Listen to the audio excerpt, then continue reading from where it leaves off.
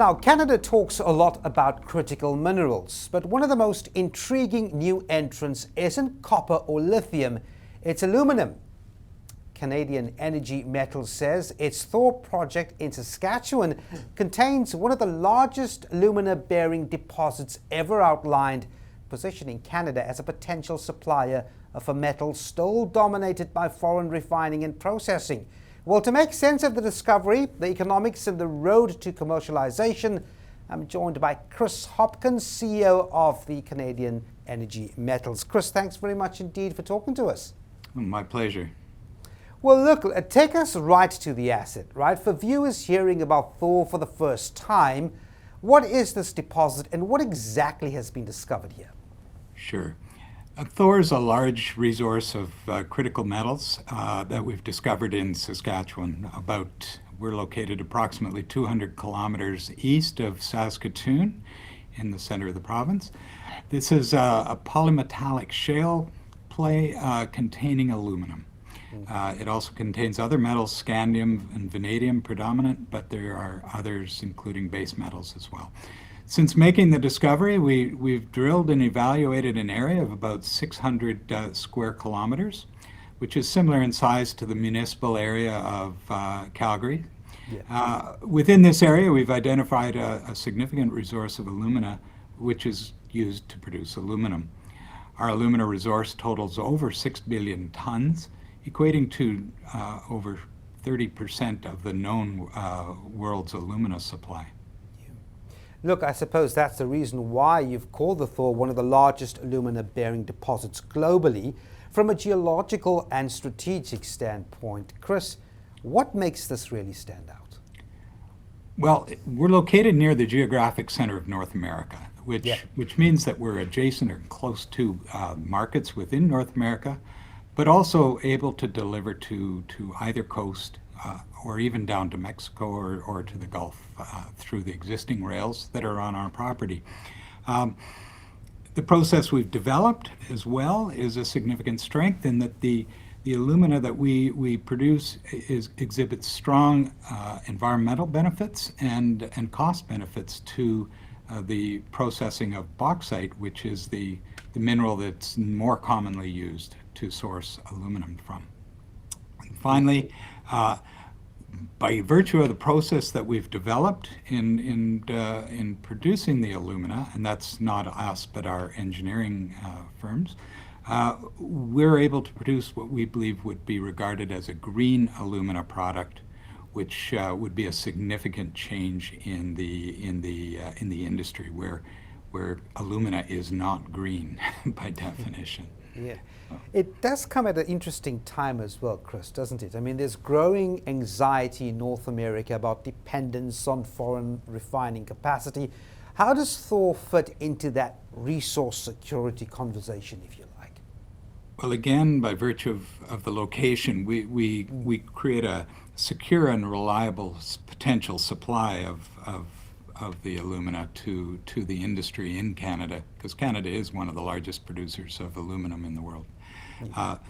So this helps to replace the bauxite, which is being imported from places like Guinea and Brazil and China even. So we think this is a significant benefit to North America.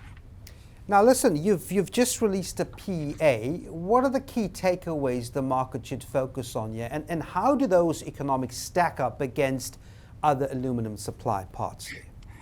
Well, the economic assessment is brand new. It's demonstrating a very strong economic viability in the resource.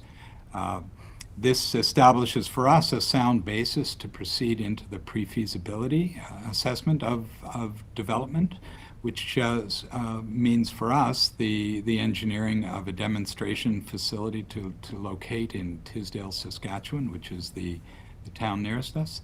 And it also supports for our shareholders the basis to determine a fair market value for the company. We're private, and so this is important to us as well.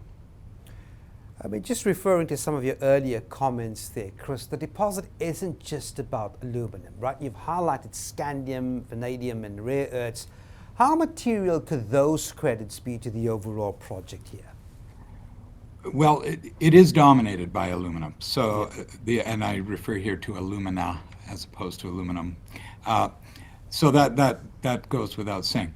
However, the scandium content is significant. Uh, we have not completed the piloting of the extraction of the scandium, so that until that's done, I can't suggest what its economic value would be, but it is significant in terms of its volume.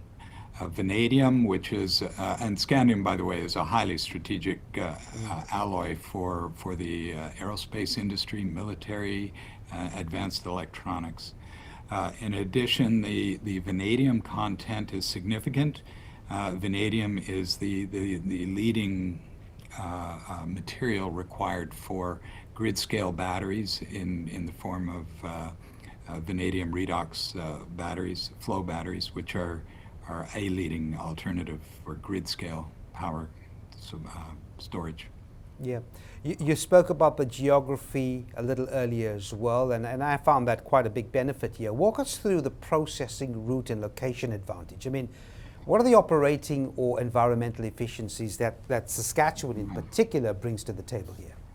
Well, besides the enormity of the resource and its concentration in a very small area, which are truly significant, we enjoy the benefit of flat prairie farmland as opposed to, say, working in the boreal forest like many other enterprises do.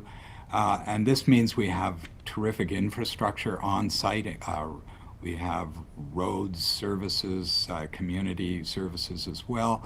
But most important, we have the rail service, which allows us to deliver to market existing on our property, and it's of the right quality, and as well the power supplies. We are adjacent to some significant hydroelectric power potential, existing power, which also has expansion capability as well. So that helps to inform the development as well. And then, Chris, finally, I mean, we're in January 2026. We've got the year ahead of us here, right? I mean, milestone investors, what should they watch out for as you move from PEA and pilot work towards demonstration scale and commercial discussions here? What's your key thing that they should look out for? So in 2026, we expect to achieve some significant milestones. Initially, of course, we'll update our resource estimate. We continue to drill our exploratory holes through the project, and I expect by mid-year to report an increase in our scale of resource.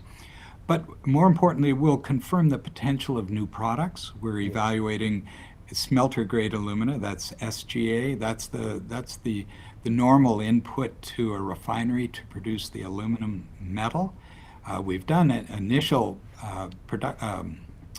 we've achieved initial production of SGA, but we do not understand the full economic aspect of it, which we expect to achieve in mid-2026. As well, we're going to be evaluating the production of scandium and vanadium as well. Finally, we look to complete the engineering of a demonstration plant. We expect that to be a commercial demonstration plant on our property.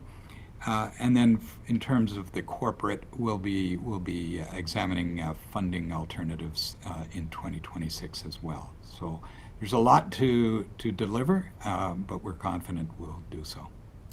Well, look, it sounds promising and sounds very compelling indeed. Well, Chris Hopkins, CEO of Canadian Energy Metals, thanks very much indeed for your time and talking to me. Well, it's been a pleasure.